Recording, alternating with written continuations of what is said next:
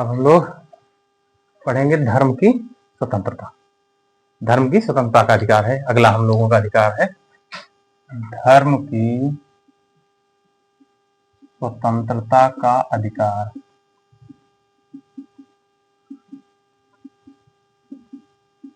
अनुच्छेद 25 से अनुच्छेद 28 तक है ये। अब अनुच्छेद 25 पढ़ते हैं। देखिए बहुत टेक्निकल पॉइंट्स हैं ये, तो बहुत बारीकी से देखिएगा तभी समझ में आएगा। तो इसके दो पार्ट हैं। व्यक्ति के अंतःकरण, अंतःकरण मतलब अंदर से, शरीर के अंदर से, अंतःकरण की स्वतंत्रता और धर्म को अबाध रूप से मानने, अबाध रूप से मानने, आचरण करने, अबाध रूप से मानने, आचरण करने तथा प्रचार करने की स्वतंत्रता, तथा प्रचार करने की स्वतंत्रता।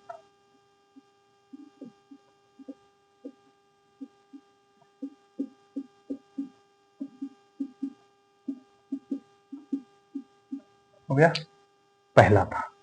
दूसरा कहता है, अनुच्छेद 25(1) है, दो कहता है कि इन पर दो युक्त निर्बंधन लगे। निर्बंधन मतलब होता है रोक, निर्बंधन अधना लगाए गए हैं। तो है क्या? व्यक्ति के अंतःकरण, अंतःकरण मतलब अंदर से, अंदर अंतःकरण की स्वतंत्रता, अंदर से जो इच्छा हो वो सोचे, वो माने, उसकी कोई दिक्कत नहीं। धर्म को अबाध रूप से मानने, वो जो धर्म मान रहा है उसको अबाध रूप से माने, कोई दिक्कत नहीं। उसका आचरण करे, मतलब धर्म को मानने के लिए कुछ आचरण, मतलब शारीरिक क्रियाकलाप होते हैं, उसको करे। जैसे हम लोग हाथ जोड़ के पूजा कर रहे, तो जिसकी जो भी व्यवस्था हो उस अनुसार आचरण करे। आचरण मतलब व्यवहार जो हम लोग करते हैं करे, तथा वो अपने धर्म का प्रचार करे। यहाँ एक टेक्निकल पॉइंट है, आपको अपने धर्म का प्रचार करने का अधिकार पूरा है, खूब करिए, लेकिन दूसरे के धर्म की बुराई नहीं करके नहीं। आप अपने की अच्छाई बताइए, आप अपने की अच्छाई बताइए, प्रचार करिए, लेकिन दूसरे की बुराई करके नहीं। वो अपने की अच्छाई बताए, वो भी प्रचार करे। समझ गया? तो धर्म कैसे पूजा करना है, उपासना कैसे करना है और कैसे प्रचार प्रसार करना है, इसकी पूरी छूट दी गई, लेकिन दो आधार है जिसपे रोक लगा दी गई है। इसमें दो पॉइंट है। पहला है कि जो सिख होते हैं, सिख, उनको तलवार लेके चलने की छूट है। अरे उनका धर्म का ये मेन है, मुद्दा है, उनको तलवार से अलग नहीं किया जाता। तो इसमें दो छूट ली गई है। पहला, सिखों को कृपाण धारण करने का अधिकार।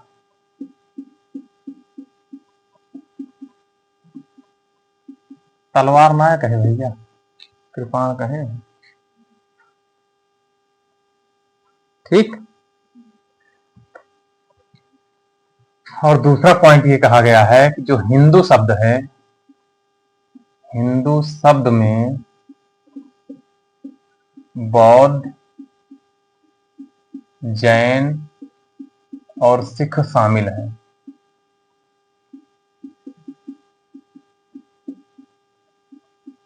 ये प्रश्न पूछा गया है। हिंदू मतलब कौन? हिंदू में कौन कौन शामिल है? हिंदू, मुस्लिम, सिख, ईसाई, जैन, बौद्ध, ऐसे 4-5 पॉइंट रख दिए, कौन नहीं शामिल है, ऐसे पूछा गया है, ये प्रश्न पूछा गया है। तो इसमें ये एक पॉइंट और हुआ, एक मुकदमा हुआ था फादर स्टेनलियास में, उसमें कहा गया क्या धर्मांतरण सही है, अधिकार है हमारा? तो सुप्रीम कोर्ट ने व्याख्या किया है कि अगर आप अपनी इच्छा से धर्मांतरण कर रहे हैं तो स्वीकार्य है, लेकिन अगर आप जबरदस्ती या लालच देकर आपको धर्मांतरण कराया जा रहा है तो वह अपराध होगा। मतलब कि किसी ने अपने धर्म का अच्छाइयां आपको बताई, आपको पसंद आ गया, आप उस धर्म में जाइए, स्वतंत्र है, लेकिन अगर वो लालच देके या डरा धमका के अपने धर्म को मनवाने का प्रयास कर रहा है तो ये अपराध है इसी के तहत। समझ में आया? तो इसको लिखना हो लिख लीजिएगा कि स्वैच्छिक धर्मांतरण स्वीकार्य है, लालच या जबरदस्ती किया धर्मांतरण दंडनीय है या अपराध है। हो गया 25। हाँ, ये 3 चीजें शामिल है। ये 3 बोले तो इसका मतलब हिंदू होते हैं। हाँ, संविधान लिखा है अनुच्छेद 25 में। अनुच्छेद 26 कहता है धार्मिक कार्यों के प्रबंधन की स्वतंत्रता।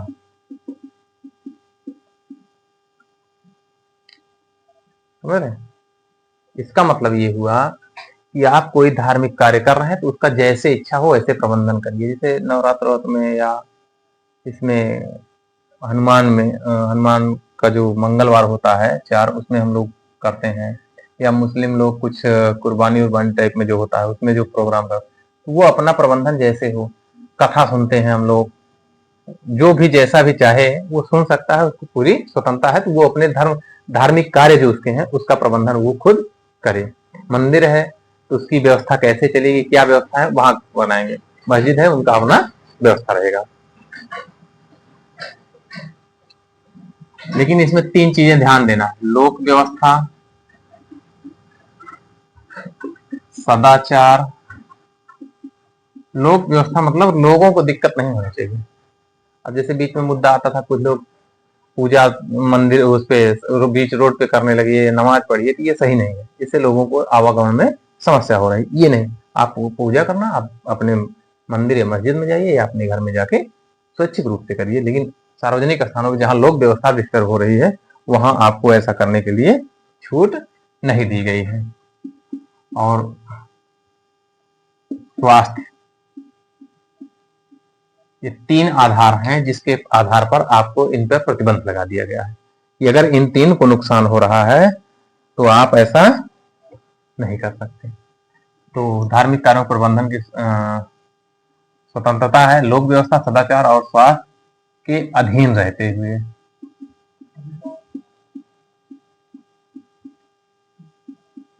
सदाचार का मतलब होगा कि आपका आचरण अच्छा हो, भद्दा ना हो, भद्दगी के साथ मत करिए। समझ रहे हैं? ये हुआ। इसमें 3-4 पॉइंट्स हैं। अनुच्छेद 26 का पे आ जाइए। का कहता है धार्मिक संस्थाओं की स्थापना तथा पोषण का अधिकार।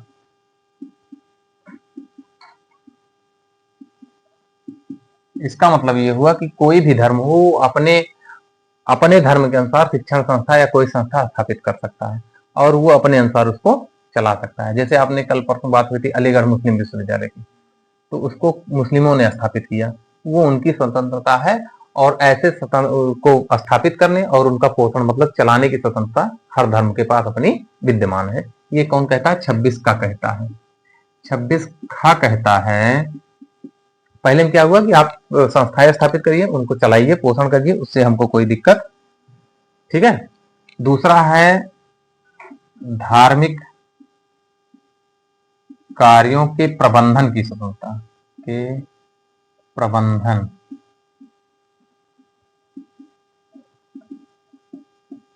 ठीक, तो जो धार्मिक कार्य हैं आपके जुलूस टाइम में जो भी होता है आपका, वो आप उसी अनुसार मानिए, उसमें कोई भी दिक्कत नहीं है।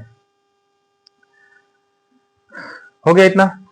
तीसरा है 26 गा कहता है कि आपको स्थावर और जंगम या चल और अचल संपत्ति कर लीजिए, चल या अचल संपत्ति के ग्रहण और स्वामित्व का अधिकार होगा। मतलब आप संस्थाएं कोई दान दे रहा है या कुछ आपको चल अचल संपत्ति प्राप्त हो रही है तो उसको आप ले सकते हैं, उसमें कोई रोक टोक नहीं है। तो चल अचल संपत्ति के अर्जन और स्वामित्व का अधिकार।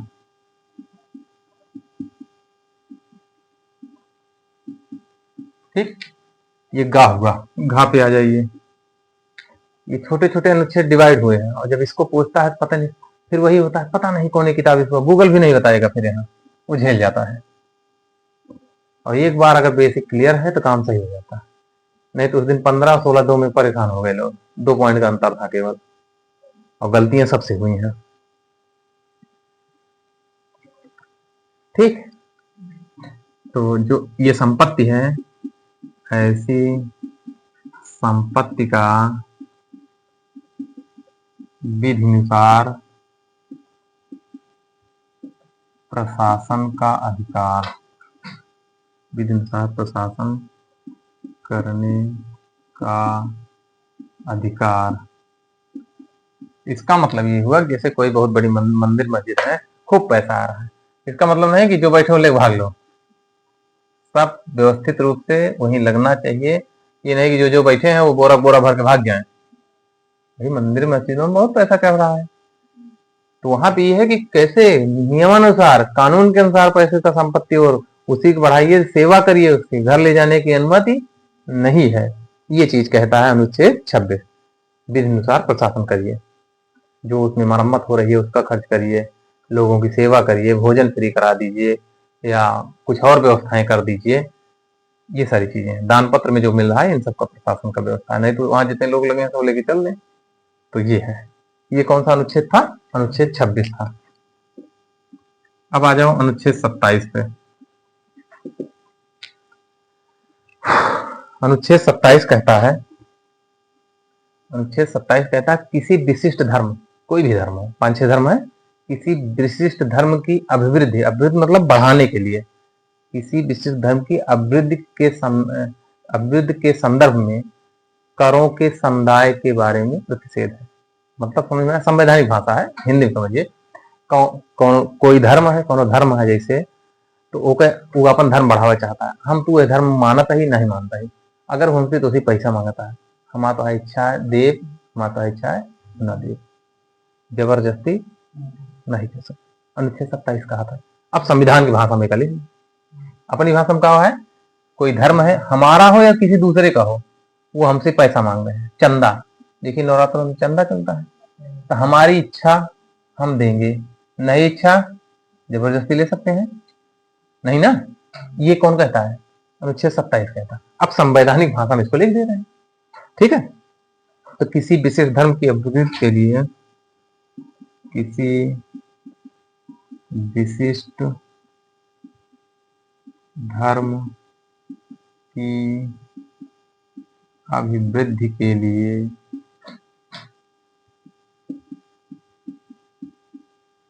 करों के समुदाय के बारे में स्वतंत्रता। ठीक, जो बताए इसी के कई पार्ट करके आपको समझाया गया है, ठीक है। तो किसी भी व्यक्ति से धर्म के नाम पर कर नहीं लिया जाएगा। चंदा ले सकते हैं, चंदा मांग सकते हैं आप, दोनों दो अलग चीज। कर मतलब टैक्स होता है, अनिवार्य रूप से सबको देना होता है, हम लोग देखा टैक्स देते हैं ना, तो टैक्स नहीं ले सकते। पहला क्या है कि धार्मिक रूप से कोई कर नहीं लिया जाएगा। क्यों? भारत धर्मनिरपेक्ष राज्य है। भारत क्या है? धर्मनिरपेक्ष राज्य है। तो किसी व्यक्ति से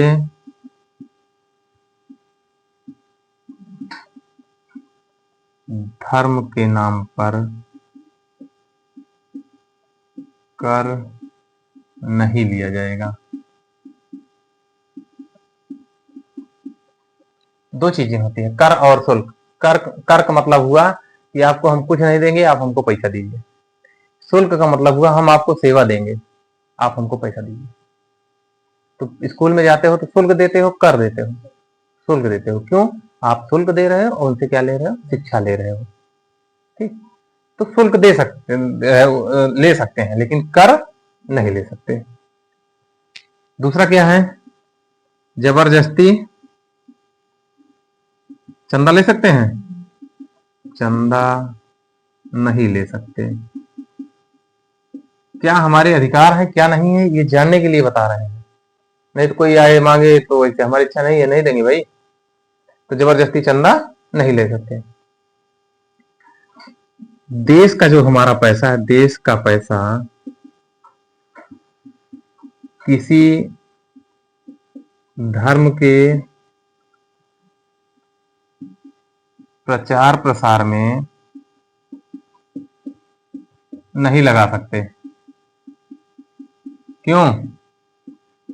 भारत धर्मनिरपेक्ष राज्य है, ठीक है, तो देश का पैसा जो है वो किसी धर्म के प्रचार प्रसार में नहीं लगेगा। ठीक,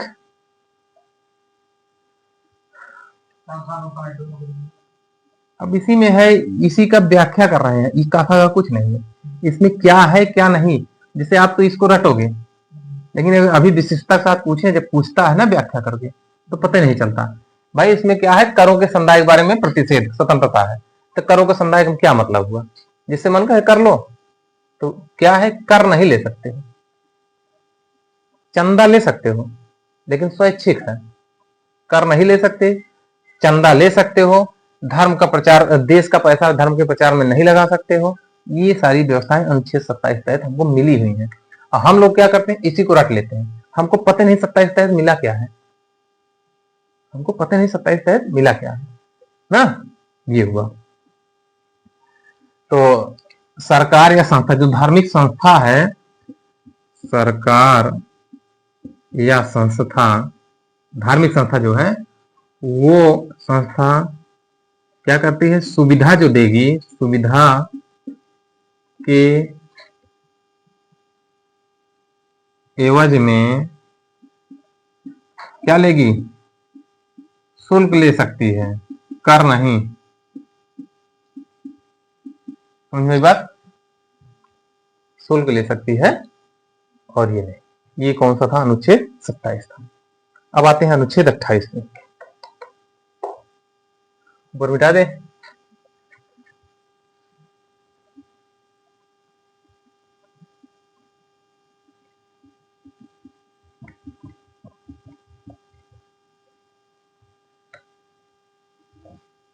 अनुच्छेद 28 पे आइए। हाँ, एवज में अगर आपको कोई सुविधा दे रहे हैं तो उसके बदले आपसे शुल्क ले सकते हैं।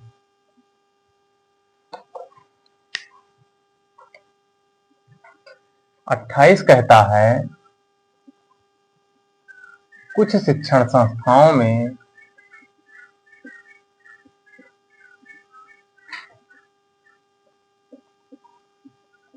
धार्मिक शिक्षा या धार्मिक उपासना, उपासना मतलब जो पूजा की विधि होती है उसी को उपासना कहते हैं, ठीक है। तो क्या है, धार्मिक शिक्षा या उपासना उपस्थित होने की स्वतंत्रता, उपस्थिति होने की स्वतंत्रता। इतना तो भैया आपको सबको पता है, किताबों में लिखा हुआ है, रट लीजिए काम हो जाएगा। नहीं, अब इसमें है क्या, क्या समझें इसका मतलब, इसको जानने के लिए हमको कुछ और चीजें जाननी होंगी। और मूल अधिकार हमारा जीवन श्वास है, अगर जिंदा रहना है तो मूल अधिकार के बिना कोई भी जीवित नहीं रह सकता, इसी वजह से इतना गहराई से बता रहे हैं, और सब चीजें छोटी हो जाएंगी। तो इसमें कहा गया है कि राज्य निधि से, मतलब अगर राज्य जो हमारा देश है या राज्य है ये पैसा दे रहा है, इसके पैसे से कोई संस्था चल रही है तो उसमें धार्मिक शिक्षा बिल्कुल नहीं दी जाएगी। पहले समझ में आया, 28(1) है ये। 28(1) कहता है राज्य निधि से पोषित किसी भी शिक्षण संस्थान में धार्मिक शिक्षा बिल्कुल नहीं दी जाएगी। पहला समझ में आया। 28(2) पे आ जाते हैं, ऐसी संस्था जिसका प्रशासन राज्य का पैसा नहीं देता, ध्यान देना, क्या कर रहा है, प्रशासन मतलब राज्य के अधीन है, राज्य के नियमों के अनुसार वो काम कर रहा है, निजी है, जी, वो अपनी धार्मिक शिक्षा दे सकता है, सरकार को पैसा नहीं लग रहा है उसमें ना, सरकार के जैसे मान्यता ले लिया है तो उसमें वो शिक्षा दे सकता है। समझ में आया। दूसरा, सरकार केवल सरकार के नियमों पे चल रहा है, सरकार से कोई सुविधा सहायता नहीं दे रहा, तो वो धार्मिक शिक्षा दे सकता है, जैसे टीगर मार। क्लियर। अगला आते हैं 28(3) पे। कहा गया है कि राज्य द्वारा मान्यता प्राप्त राजनीतिक अगर अनुदान भी पा रहा है तो वहां पे धार्मिक शिक्षा नहीं दी जाएगी, या अगर दी जा रही है तो बच्चे से पूछ के। अगर बच्चा अल्पवयस्क है तब उसके माता पिता से पूछ के। जैसे कुछ एग्जाम्पल बताते हैं।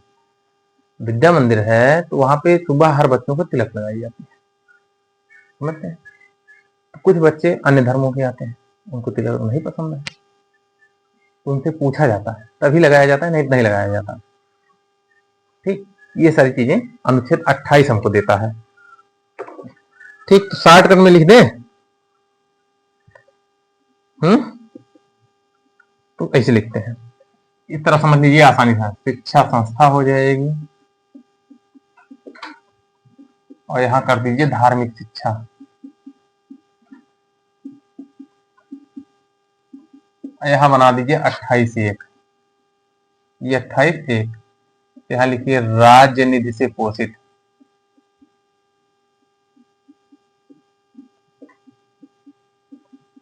क्या होगा, धार्मिक शिक्षा होगी नहीं। अगर राज्य से संचालित हो रहा है तो धार्मिक शिक्षा नहीं दी। आप समझ में आ रहा है, शॉर्टकट में बना दिए। तो उसमें लाइनें लिखी हैं बड़ी बड़ी, तो हम इसको शॉर्ट कर रहे हैं। हाँ, दूसरा है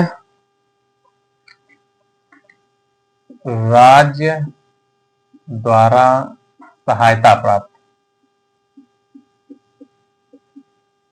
और है राज्य द्वारा मान्यता प्राप्त। राज्य द्वारा मान्यता प्राप्त।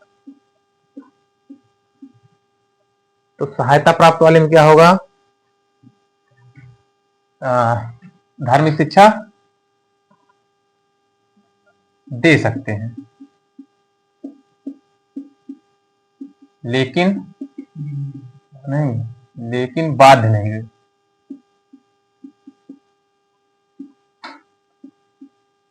मतलब समझ में आ रहा है, बाध्य करके नहीं। मतलब अगर वो चाहता है तो आप उसको दे दीजिए, लेकिन कहीं जबरदस्ती आपको शिक्षा लेनी है, ये नहीं कर सकते हो। जबरदस्ती धार्मिक शिक्षा नहीं दे सकते हो।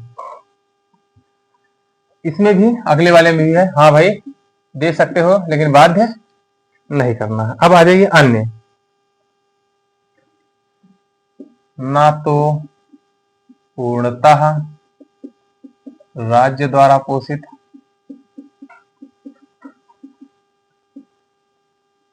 या अन्य। सहायता दे रहा है ना, ये तो देगा, इसमें सहायता, इसमें नहीं देगा, मान्यता वाले में नहीं, सहायता वाले में देगा।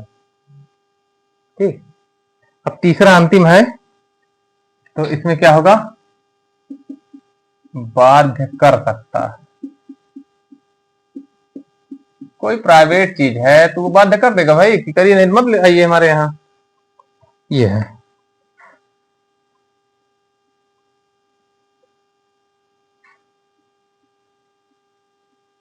समझ में आया। तो इसको ऐसे सेट कर लीजिए, ये 28(3) है, ये 28(2) है। समझ में आया, शॉर्टकट में ऐसे है, यहाँ जोड़ लीजिए। राज्य निधि से पोषित कोई संस्थान है तो उसमें धार्मिक शिक्षा नहीं दी जाएगी।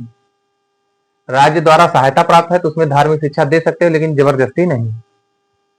राज्य द्वारा मान्यता प्राप्त है तो धार्मिक शिक्षा दोगे, लेकिन बाध्य करके। अगर निजी संस्थान है तो बाध्य कर सकता है, कोई दिक्कत नहीं। ये अनुच्छेद 28 है आपका। ठीक है, ये शिक्षण संस्था या न्यास की स्थापना की बात कर रहा है। 28 बाद अब आते हैं संस्कृत और शिक्षा संबंधी अधिकार, 29-30।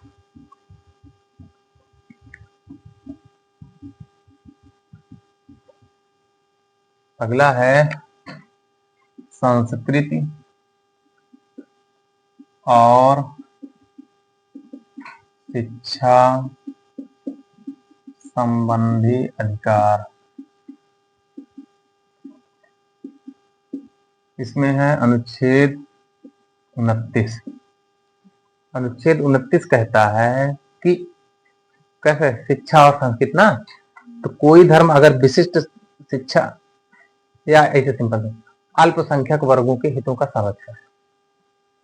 ठीक है, अब ऐसे समझिए बताते हैं। अल्पसंख्यक वर्गों के हितों का संरक्षण। ये एक बार प्रश्न पूछा था भैया, ये अल्पसंख्यक कौन, या अल्पसंख्यक में कौन कौन है? तो 29(1) देखिए, 29(1) कहता है अल्पसंख्यक कौन, तो है ना ना, वो आबादी वाला मुद्दा नहीं है, संस्कृति है, भाषा संस्कृति के आधार पर। तो इसमें क्या है, भारत के प्रत्येक नागरिक को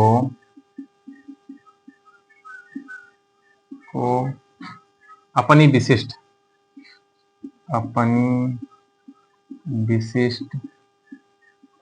भाषा, लिपि तथा संस्कृत नहीं है, संस्कृति बनाए रखने का अधिकार है ना। तो कहाँ है ये? तो ये समझ में आ रहा का मुद्दा? महाराष्ट्र वाला देख लीजिए, समझ रहे हैं क्या हो रहा है? अनुच्छेद 29 तहत हम कहीं अपनी भाषा को छोड़ नहीं सकते, लेकिन वहां जबरदस्ती की जा रही है ना। अब पूरे भारत में कहीं कहे कि नहीं उर्दू में पेपर देना है, नहीं हमारी देवनागरी लिए हम हिंदी पेपर दे सकते हैं, कोई रोक टोक नहीं है, ये हमारा अधिकार है। संस्कृत हमारा रहना पहनना ओढ़ना खाना पीना त्योहार ये हमारे हैं, हम जहाँ चाहेंगे वैसे मनाएंगे। ये अनुच्छेद 29 के तहत हमको प्राप्त है। हो गया इतना? तो कितने आधार पे यहाँ अल्पसंख्यक है?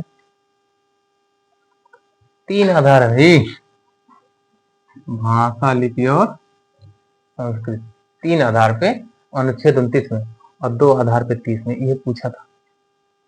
अब इसको कोई ध्यान रटे हैं बस, तो ध्यान ही नहीं देंगे। 29(2) पे है। तो 2 कहता है राज्य निधि से पोषित किसी शिक्षण संस्था में, राज्य निधि से पोषित किसी शिक्षण संस्था में ये रोका गया है कि इसके धर्म मूलवंश जाति में धर्म मूलवंश जाति या अन्य किसी आधार पर भेदभाव नहीं किया जाएगा। जाति या भाषा के आधार पर भेदभाव नहीं किया जाएगा।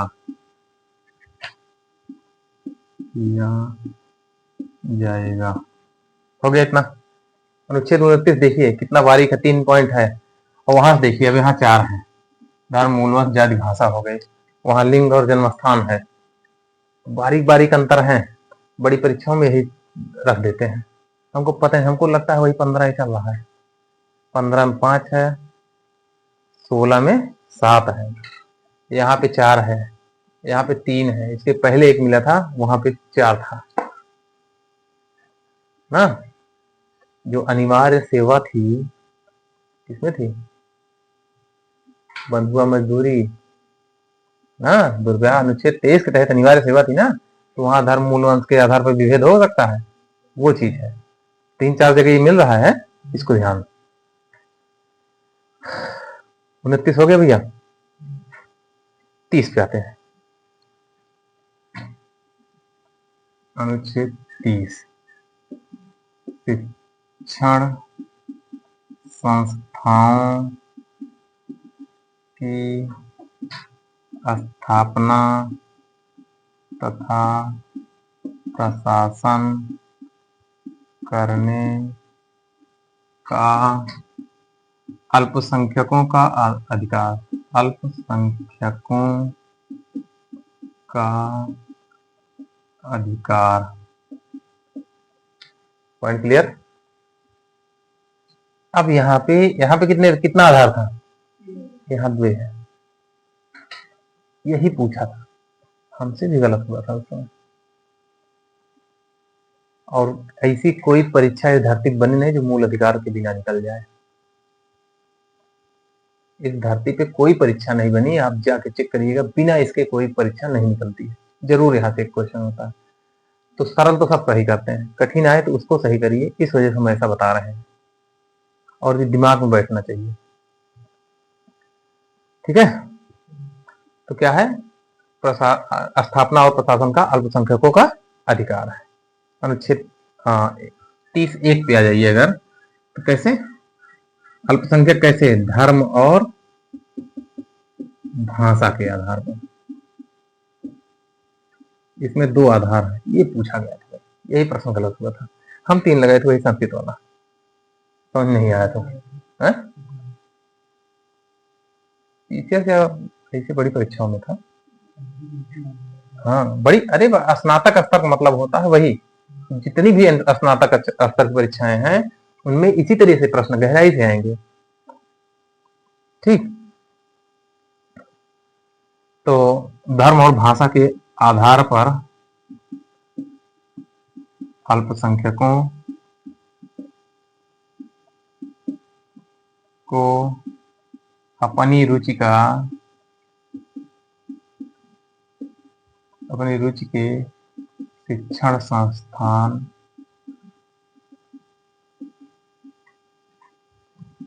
स्थापित करने तथा प्रशासन का अधिकार। ठीक, दूसरा 30(2) आधार समझते रहिए, जो प्रश्न पूछे हैं वही बता रहे हैं, 30(2) पे आ जाते हैं। ठीक, दूसरा कहता है शिक्षण संस्थाओं को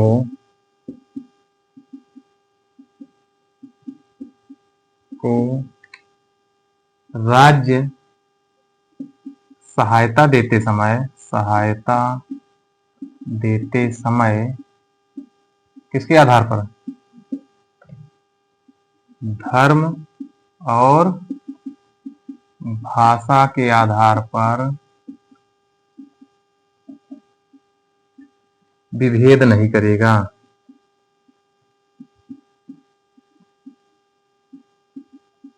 पॉइंट क्लियर।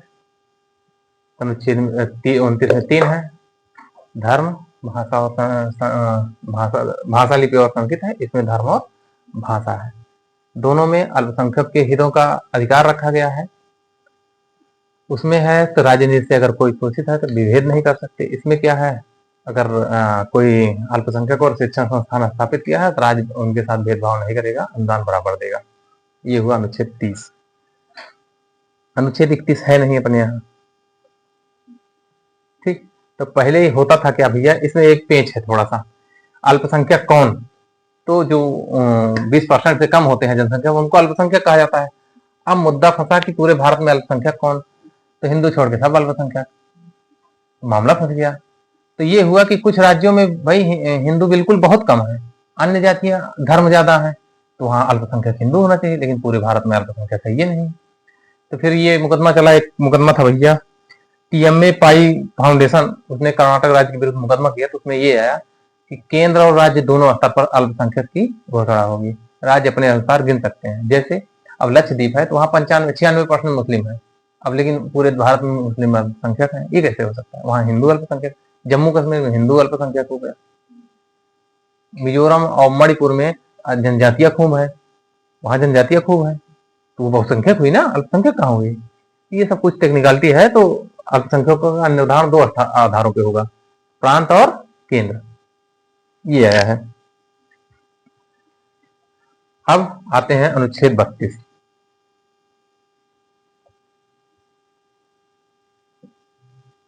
संवैधानिक उपचारों का अधिकार, उपचारों का अधिकार। तो जो भारत के विधि वेत्ता थे या भारतीय संविधान के जनक थे B.R. अम्बेडकर,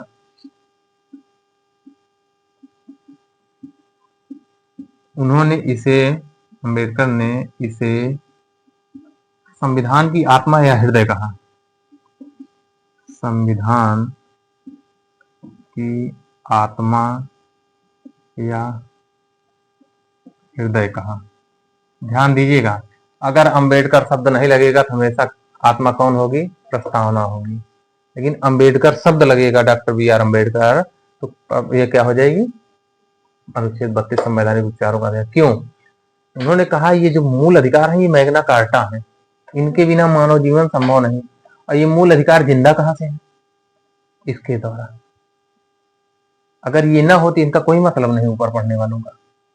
ये जिंदा कहां से है? इनके द्वारा। तो यही तो आत्मा हुई। अम्बेडकर ने ये तर्क देके इसको बताया कि ये संविधान आत्मा है। ठीक, अब इसमें कुछ रिट हैं। इसके तहत 5 प्रकार की रिटें जारी होती हैं। तो कौन जारी करता है? 2, सुप्रीम कोर्ट और हाई कोर्ट 5 प्रकार की रिट जारी करता है। रिट जारी कर सकता है। ठीक है, अब 5 रिटें फटाफट देखिए, इनको समझिए। बहुत टेक्निकली मुद्दा है और हम टेक्निकली छोटा छोटा बता रहे हैं, बहुत बड़ा नहीं होगा। इन्हीं को याद रखिएगा, फिर बताते हैं आपको। हाँ, किसमें? अरे संपत्ति का अधिकार।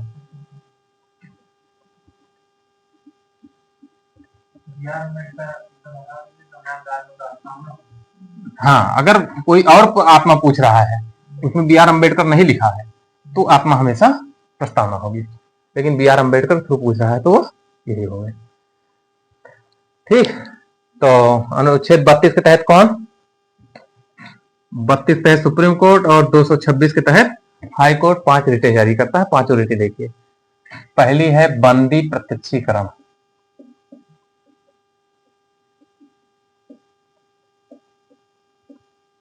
एक इसको कहते हैं हैबियस कार्पस अंग्रेजी में। तो कभी कभी हिंदी नाम से पूछता है, कभी कभी अंग्रेजी नाम से।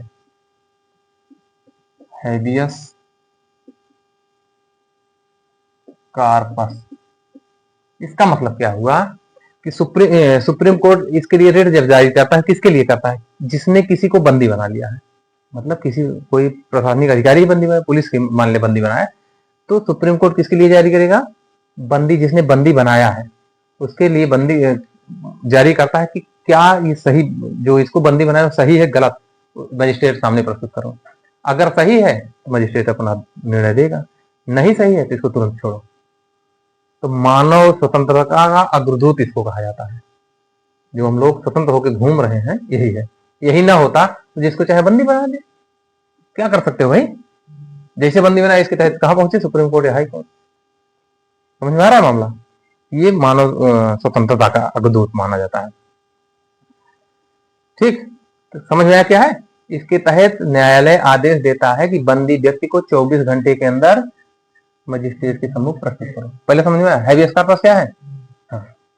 कौन आदेश देता है? न्यायालय, मतलब दोनों समझिएगा, हाई कोर्ट सुप्रीम कोर्ट या एचसी आदेश देते हैं कि 24 घंटे के अंदर बंदी व्यक्ति को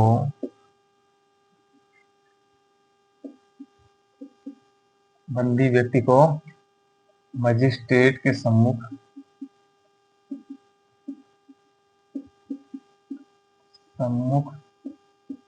प्रस्तुत करें। ठीक, तो किसके खिलाफ आया है? ये जिसने बंदी बनाया है उसके खिलाफ आया है। और क्या करने के लिए? आप इसको उसके सामने प्रस्तुत। पहले समझ में आया हैबियस कॉर्पस क्या है? हाँ, दूसरा आते हैं। तो ये प्राण और दैहिक स्वतंत्रता जो है शरीर की हमारी, उसके मूल भाव है ये। यही नहीं रहेगा तो हम स्वतंत्र नहीं है। दूसरा आता है परमादेश। परमादेश, इसको कहते हैं मैंडमस। इसको समझिए क्या है परमादेश। परम मतलब बहुत बड़ा आदेश है ना। तो कोई भी व्यक्ति है जो अपना काम नहीं कर रहा है। जैसे आप हैं या हम हैं, किसी पद पे हैं सरकारी, हम अपना काम नहीं कर रहे हैं ना, बार बार नहीं कर रहे हैं, तो क्या हुआ, व्यक्ति कहां पहुंचा, न्यायालय, कि भाई हमारे मूल अधिकारों का हनन हो रहा है। तब न्यायालय क्या करेगा, रेड जारी करेगा, कौन सी, परमादेश, कि क्यों भाई काम क्यों नहीं कर रहे हो, आप बताइए, या तो टाइम से काम करिए। समझ में आ रहा है? तो किसी भी पदाधिकारी के लिए जारी होता है न्यायालय से कि आप अपना काम ससमय करें। समझ में आया?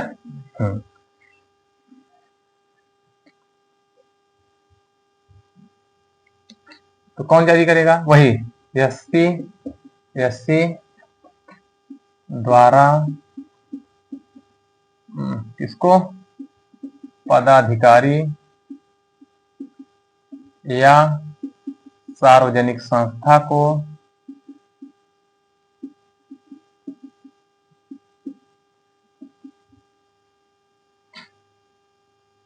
आदेश देते हैं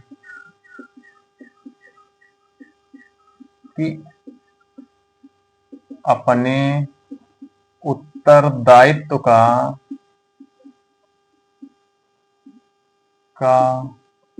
ठीक प्रकार से निर्वहन करें। ध्यान दीजिएगा, इसको अम्बेडकर ने कहा ये सब खूब पूछता है, रिटें खूब पूछता है, तो खूब कंफ्यूजिया हो गए। तो सिंपल है, बंदी पक्षी का मतलब हमको बंद न करा, न्यायालय जाब हमका छोड़े पड़े 24 घंटा के अंदर। समझ में आवा? दूसरा का हुआ है परमादेश, नौकरी करता है, काम न करबा तो आदेश है अपन काम करा, तो का कहते हैं सार्वजनिक उत्तरदायित्व। कहते नहीं अधिकारी हो कैसे नहीं करोगे, तो आदेश आता है। दो हो गए परमादेश। तीसरा प्रतिषेध या प्रोहिबिशन, प्रतिषेध या प्रोहिबिशन। प्रतिषेध मतलब रोक होता है, प्रतिषेध का मतलब क्या होता है, तो ये वरिष्ठ न्यायालय, जो बड़े न्यायालय होते हैं, वो छोटे न्यायालयों के लिए जारी करते हैं कि जो ये जो मुकदमा देख रहे हो तुम, तुम्हारे अधिकार क्षेत्र के बाहर है, तुम देख नहीं सकते हो, इसको तुरंत रोकिए। समझ में? बड़े न्यायालय, उच्च न्यायालय, निम्न न्यायालयों को आदेश देते हैं कि जो मुकदमा आप देख रहे हो, आपके यहाँ चल रहा है, ये आपके अधिकार क्षेत्र के बाहर है, आप इसको नहीं देख सकते हो, इसलिए तुरंत इसको रोक दीजिए। प्रतिषेध का मतलब समझ में आया? हाँ। सुप्रीम कोर्ट 32 के तहत, हाई कोर्ट 226 के तहत यही रिटे जारी करता है।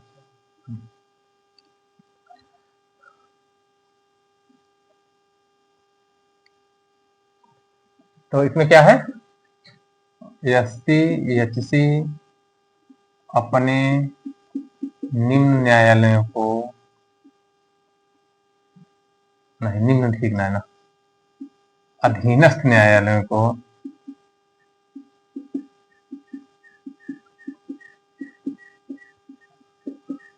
आदेश देते हैं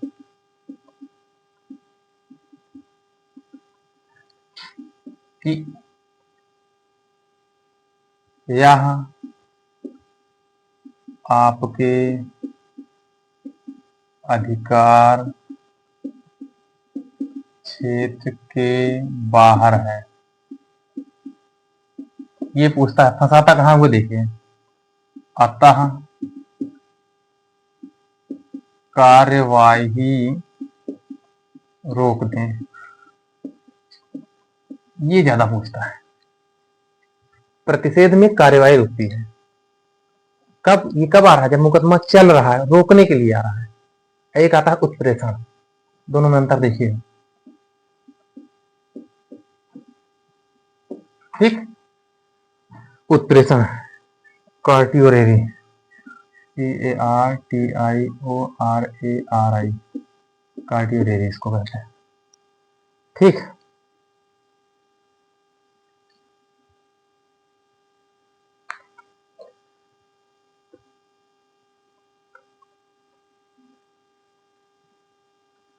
ये कौन सा था, प्रतिषेध हो गया ना, कार्यवाही रोकना। उत्प्रेषण देखिए, ये कब आता है, जब कार्यवाही खत्म हो गई है, तो न्यायालय कहता है आपने अपने अधिकार क्षेत्र के बाहर जाके काम किया है, कार्यवाही खत्म हुई, एक काम करिए मुकदमा हमारे पास भेजिए।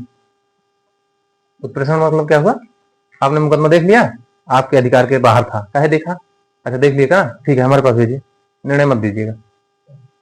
समझ में आ रहा है? इसमें क्या था, अपने अधिकार क्षेत्र के बाहर काम कर रहे हो, रोको।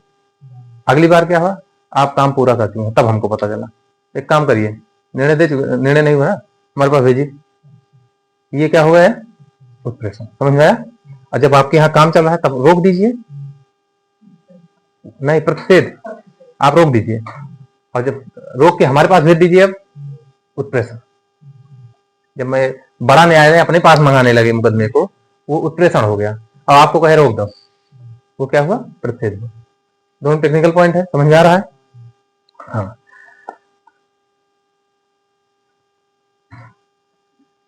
वरिष्ठ न्यायालय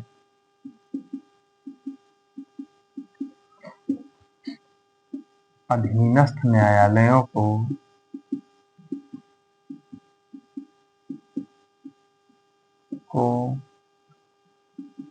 कार्यवाही समाप्ति के पश्चात, ध्यान दीजिएगा पश्चात दिख रहे हैं, पश्चात मुकदमे को अपने पास मंगा लेता है।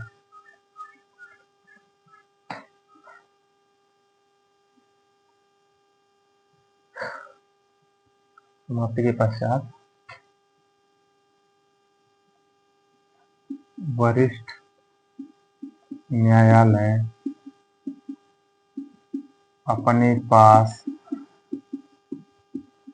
भेजने के लिए आदेश देता है।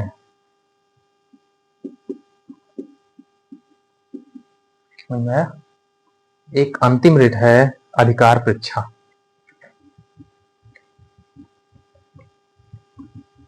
याद हो जाएगा ना, टेक्निकलिटी कहाँ है, पकड़ में आ रहा है।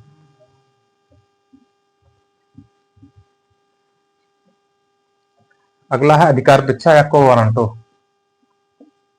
अधिकार परीक्षा या को वारंटो, ठीक, अंग्रेजी में इसको कहेंगे। तो जैसे ये को वारंटो क्या है कि कोई पद है, सरकारी कोनो पद है, और आपकी नियुक्ति उस पर नहीं हुई है, तब भी जाके वहां बैठ के काम कर रहे हो, आप उस पद के व्यक्ति नहीं है, लेकिन वहां बैठ के रोज काम करता है, तब न्यायालय जारी करे किस अधिकार से आप इस यहाँ बैठ रहे हैं, किस अधिकार से ये काम कर रहे हैं। और अगर आप अधिकारी नहीं है तो हटिए, ये कौन सा है, को वारंट। समझ में आया? किसी पद पर आप योग्य नहीं है, उस पर बैठ के फिर भी काम कर रहे हैं, तो रिट जो जारी होगी वो कौन सी होगी, को वारंटो। ठीक, तो कोई व्यक्ति जो सार्वजनिक पद का अधिकारी नहीं है,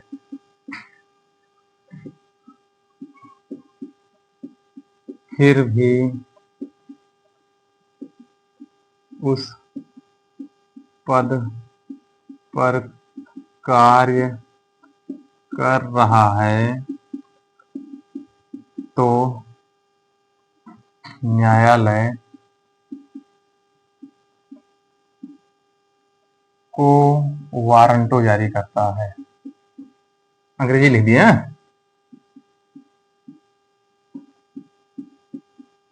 कि किस अधिकार से भाई ये काम कर रहे हो, छोड़ो इसको, ये हुआ कि किस आधार पर कार्य कर रहे हो। देखिए जैसे बहुत सारी चीजें कुछ बताता हूँ आपको। अपने यहाँ जैसे होता है महिला प्रधान हो गई, तो कहीं मीटिंग वोटिंग होती है तो वो नहीं जाती, वो प्रतिनिधि चुन देते हैं, नियुक्ति आपकी थी, पद आप ग्रहण किया है, तो दूसरा मान्य नहीं। उसी तरीके से जब काम दूसरा कोई करता है वही मुद्दा होता है। ये हो गया भैया आपका, अब ये हो गया, बहुत है नहीं। और यहाँ पे थोड़ा सा सुप्रीम कोर्ट हाई कोर्ट में मूल अधिकार में ताकत देख लीजिए क्या है। इसमें 32 है अनुच्छेद, इसमें 200, दोनों में ताकत देख लीजिए, यही थोड़ा देखना है। दोनों लोग 5 रिट जारी करेंगे, यहाँ कोई दिक्कत नहीं है। जो सुप्रीम कोर्ट है यह केवल मूल अधिकार में फंडामेंटल राइट या फार फंडामेंटल मूल अधिकार के उल्लंघन पर,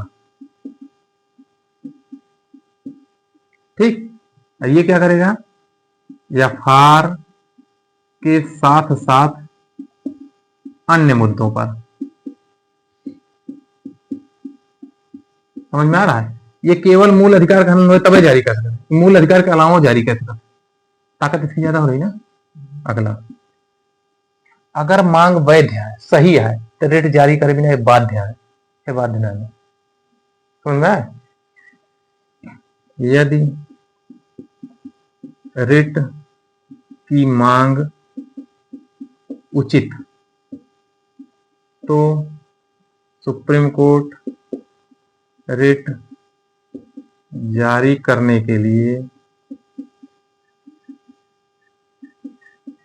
बाध्य है। ये बाध्य नहीं है। अंतर समझ में आ रहा है क्या हो रहा है? यहां सुप्रीम कोर्ट हाई कोर्ट के विरुद्ध कौन सा परमादेश, हाई कोर्ट के विरुद्ध परमादेश जारी कर सकता है।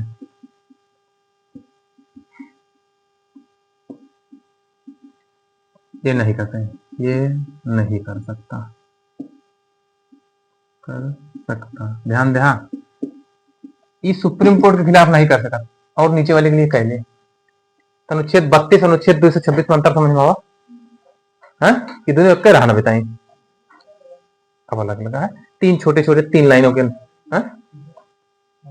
ये सुप्रीम कोर्ट जो है, अगर हाई कोर्ट अपना काम नहीं कर रहा है तो उसके लिए परमादेश जारी कर देगा, अपना काम करो। लेकिन अगर सुप्रीम कोर्ट अपना काम नहीं कर रहा है तो हाई कोर्ट ना जारी कर रहा है, हाई कोर्ट छोटा है। 3 अनुच्छेद और बचे हैं, 3 लाइनें के हैं, और यहीं पे हमारा मूल अधिकार समाप्त होता है। हाँ हाँ हाँ, नहीं है, इसी में खत्म हो जाएगा। 3 अनुच्छेद बचे हैं छोटे छोटे। अब आ जाते हैं अनुच्छेद नंबर 33।